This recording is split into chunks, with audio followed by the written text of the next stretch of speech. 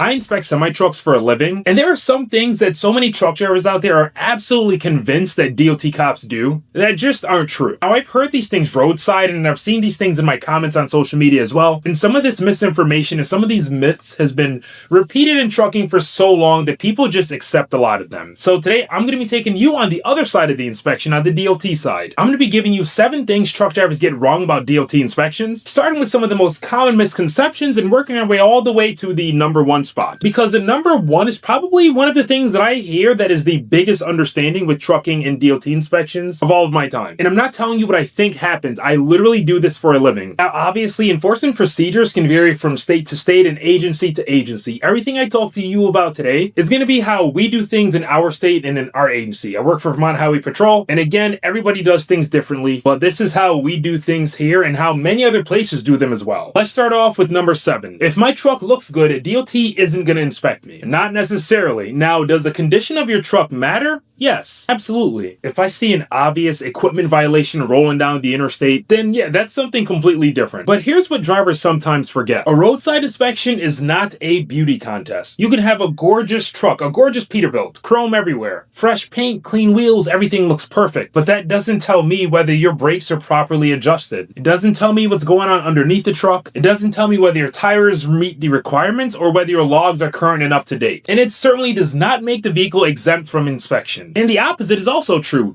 If a truck is really old, that doesn't automatically mean that it needs to be inspected right away and that it has a bunch of issues. I've actually seen older trucks in better shape than newer trucks. So keep this in mind. Age and appearance are not the same as great compliance. So yes, take care of your equipment. A proper pre-trip can catch a lot. Did you pre-trip or not? I'm wearing the shirt, available down in the description. But just don't fall into the trap of thinking, hey, my truck looks good, so DOT won't ever inspect me or DOT shouldn't inspect me. That's just not how it works. So if you're a truck driver out there, and even if you have a brand new truck fresh off the line, I highly recommend that you get it looked at, because I have done a truck. 2026 truck, the guy said, hey, it only has 300 miles on it. There should be nothing wrong. I went under the truck and they were things that were loose from factory. So just keep that in mind. It is possible that a brand new truck can still have issues. And number 6 coming up next leads perfectly into that, because this is what drivers ask me all the time. Well, why did you pick me? So number 6, here we are. DOT just picks randomly whoever they feel like messing with that day. Now, this one is a lot more complicated than people make it sound, because there are multiple reasons why a commercial motor vehicle can be chosen or stopped. Sometimes an inspector or officer observe a violation. Maybe there's an equipment issue. Maybe there's a traffic violation. Maybe we're conducting an enforcement detail that's just to check compliance. In certain areas, inspection selection programs can also be part of this. So if we have an inspection program open that says, hey, this company, could use a couple inspections, or they haven't been inspected in a long time, that also plays a factor into it. So sometimes you may think it's completely random, and it's not the case. But here's an important piece of information that drivers should know and understand. The FMCSA ISS system uses a motor carrier safety information to help generate inspection recommendations at times. So sometimes when people say, well, why do you guys keep picking our company? There can be a lot more happening behind the scenes than what the driver even knows. Now, that does not mean every inspection everywhere is selected through ISS. That is not the case. That is only sometimes. And being recommended by the ISS system doesn't necessarily mean that the driver did anything wrong or that something is wrong with the truck. There has been plenty of times where an inspection has been warranted on a certain company or a certain truck, and I inspect the truck and everything that day seems to be just fine. So it's just another inspection selection tool and another tool in the toolbox, like we all say. So when you hear someone say, DOT saw me and they just don't like me or my truck, so they pulled me over, keep in mind that that person may not know the full story. I actually had a driver a couple weeks ago tell me that DOT keeps harassing him in every state he's driving through. So I took that as a challenge and as a teachable moment. I showed him why I stopped him. I then showed him the full inspection report and all 7 violations, and I let him know that he also hadn't fixed a bunch of the violations that all these states keep giving him. So yeah, the more he drives through different states or different areas, police are going to stop him, and they're going to put the same violations down. And toward the end, we came to a mutual understanding that it was not harassment, and he ended up taking full accountability. And I'm not saying that there aren't some people out there, some cops, inspectors, civilians who are not petty. There definitely are, but at the same time, we do have to take accountability for if things are wrong with our truck. Number 5, this is a big one. The officer didn't give me a ticket, so I'm good. No. Please remember and keep in mind, a citation, like a ticket, and an inspection violation are two completely separate things. And this is something every single CDL holder needs to know and understand. Because it's important, because money's involved here. FMCSA specifically states that inspection records contain violations identified during an inspection, regardless of whether a citation was issued. So imagine I conduct a DOT inspection. I document a violation on that inspection report, but you don't receive a traffic ticket for it. That does not magically erase the inspection violation. Remember, those are two separate things. Here's another thing that drivers don't always realize. FMCSA says a driver's PSP report includes 3 years of inspection records and 5 years of FMCSA reportable crash records. This is why I always tell drivers, read your inspection report. Even after I go over it with them, I tell them, when you get time to just sit down, read over this report and understand this report, because it is essentially a big part of your job as a trucker. So after I give back an inspection report and people barely read it, they just stare through my soul and say, did I get a ticket? Are you writing me a ticket? I tell them, you have to actually look at this report.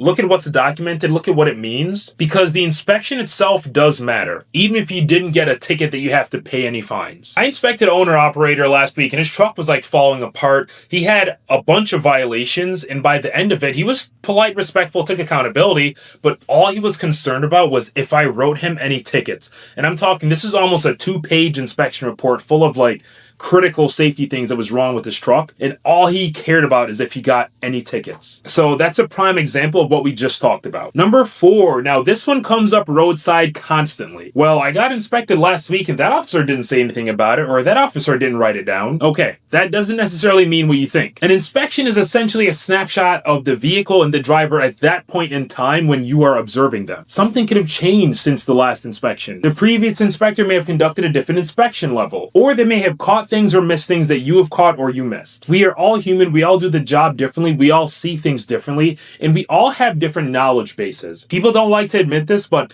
even if you have the same job as somebody, they may be more knowledgeable in a certain aspect than you are in another aspect. So just because you got inspected, 3 days ago or 3 weeks ago and it was perfectly fine, that inspector didn't say anything, doesn't mean that today there can't be a problem. And this goes for everything. Lights, brakes, securement, paperwork, all of it. So the excuse that, hey, the last guy didn't write that down, doesn't really hold up during a current DOT inspection, because things change over time. Number 3, and if you are a newer truck driver, really try to pay attention to this one. A violation and an out-of-service condition are not automatically the same thing. You can absolutely receive a bunch of violations on an inspection report without being placed out of service. In fact, there have been times where I have recorded over 7, 8, 9 violations, but none of them were out-of-service violations. Out-of-service criteria exist to establish when certain conditions are serious enough that the driver, vehicle, or operation cannot continue until the applicable condition is addressed. So that's the proper full meaning of out of service for you. CVSA's North American Standard out of service criteria are designed to provide standardized enforcement tolerances for roadside inspections. So when somebody says DOT found something wrong with my truck so they shut me down, there's a really important question missing. What exactly did they find? Because remember, not every violation equals out of service. And here's another important distinction. Fixing a violation afterward doesn't mean the violation never existed.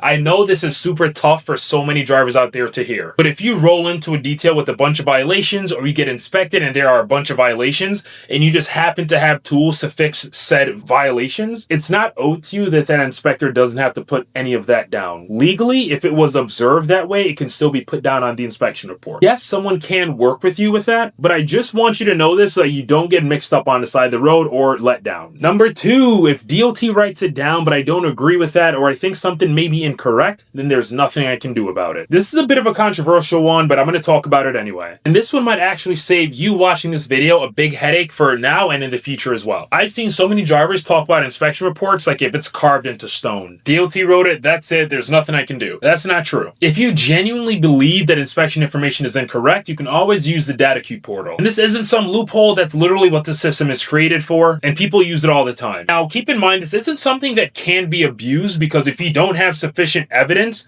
there's a high chance that you could lose that data queue. So, quick example. Someone once had a data queue against me that their tire was not flat. I later found out that their big issue was that they just didn't want any more violations on their record at all, because they would get shut down eventually. So the guy knew the tire was flat, but he just didn't want any violations at all, so he decided he's going to data queue any and everything that came toward him. He, in that case, lost that data queue because his tire was indeed flat. I had pictures and evidence as well. So again, this is not some loophole to where you can just data queue everything and just pray for the best, because that's not going to work out in your favor most likely. basically. So pretty much FMCSA and data queues allows drivers, motor carriers, and others to request review of federal and state data they believe is incomplete or incorrect. Now listen carefully, remember data queues are not something where it's like, I don't like this violation, please delete it. It doesn't work like that. So if something ever happens roadside, or you really don't agree with something roadside and you have evidence or what you think is evidence to back that up, I would strongly recommend checking out the data queue system instead of trying to argue at roadside, because I'm telling you,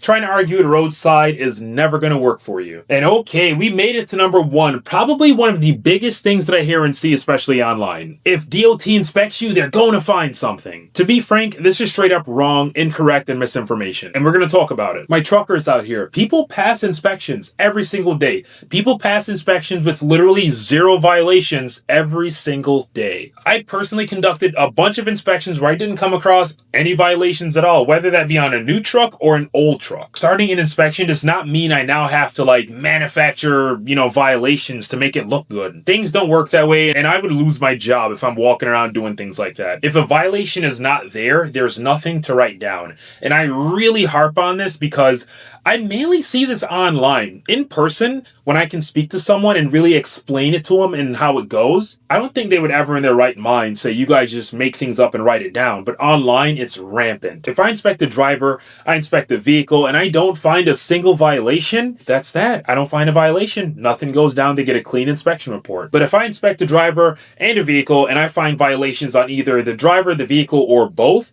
it's my choice that I can put down all of those violations, no matter how small or how petty someone may think it is. So I want so many drivers out there to understand something even bigger. This shouldn't be about how can I beat DOT. The goal should just be how do I operate safely and the most compliant to not have any safety issues to cause DOT to be writing me violations.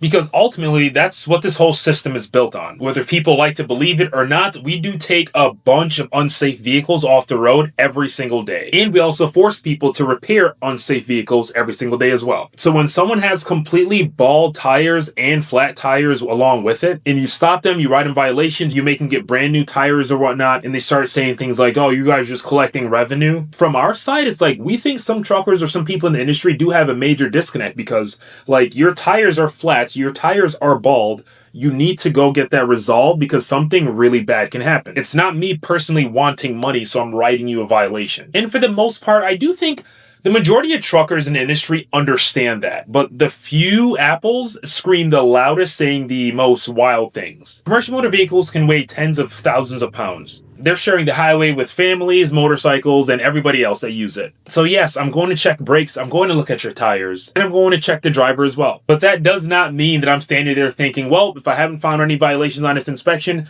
I better look harder because I need to find something. That's not going down in my head. A clean and good inspection is amazing for everybody all around in my book. You get back on the road, I finish my inspection, and everything's all done. So the idea that every single DOT inspection has to end with someone getting hammered is not true at all. And those are the 7 biggest misconceptions I hear from truckers about DOT inspections. And here's what I want to know. Which one of those did you actually believe or you currently believe to this day, no matter what? Drop it down in the comments so we can all discuss that. Either way, I'm super happy that I was able to bring this format of video to you. This is kind of a newer format where I want y'all to see this side of the job as well, and then we can have a respectful conversation about it. If you enjoyed this video and learned anything at all of value, go ahead, like the video, subscribe to the channel so you don't miss any more of my future video drops. As always, stay safe, keep rolling.